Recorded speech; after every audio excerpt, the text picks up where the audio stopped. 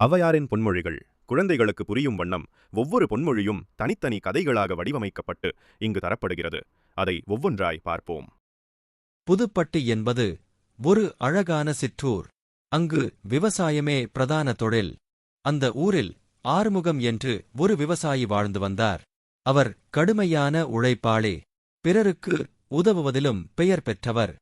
அதே ஊரில் சுப்பிரமணி என்று ஒரு விவசாயி தனது கிணற்றில் நீர் வற்றிவிட்டதாகவும் அதனால் அவர் குடும்பம் கஷ்டப்படுவதாகவும் ஆறுமுகத்திடம் கவலையுடன் கூறினார்.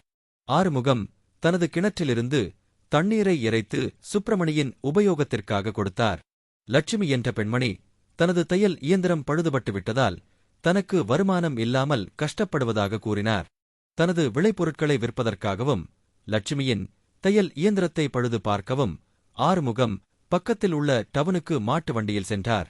ஆறுமுகத்தின் செய்கைகளை கவனித்த ஒரு மக்கள் இவர் ஏன் இப்படி மற்றவர்களுக்கு உதவி கொண்டிருக்கிறார் என்று வியந்தார்கள். ஆறுமுகம் பக்கத்து வீட்டு பெண்மணியிடம் நாம் ஒருவருக்கொருவர் உதவி கொண்டால் ஊர் நலமாக இருக்கும் என்று கூறினார். ஆறுமுகத்தை பின்பற்றி அவ்வூர் மக்கள் ஒருவருக்கொருவர் உதவி கொள்ள ஆரம்பித்தார்கள். சரிசெய்த தையல் இயந்திரத்தை லட்சுமியிடம் ஆறுமுகம் கொடுக்க லட்சுமி நன்றி கூறினார்.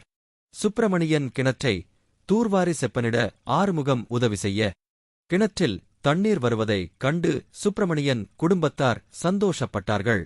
ஒருநாள் வானம் இருண்டு இடி இடித்து மின்னலுடன் மழை பெய்ய ஆரம்பித்தது. வெள்ளம் கரைபுரண்டு வந்து வீட்டுக்குள் நீர் புகுந்ததால் ஊர் மக்கள் அலறி அடித்துக்கொண்டு ஓடி வந்தார்கள். ஊர் மக்களை காப்பாற்ற ஆறுமுகம் பீப்பாய்களைக் கொண்டு படகு செய்து உதவினார். ஆறுமுகத்தை பின்பற்றி அனைத்து மக்களும் ஒருவருக்கொருவர் உதவி செய்து கொண்டிருந்தார்கள்.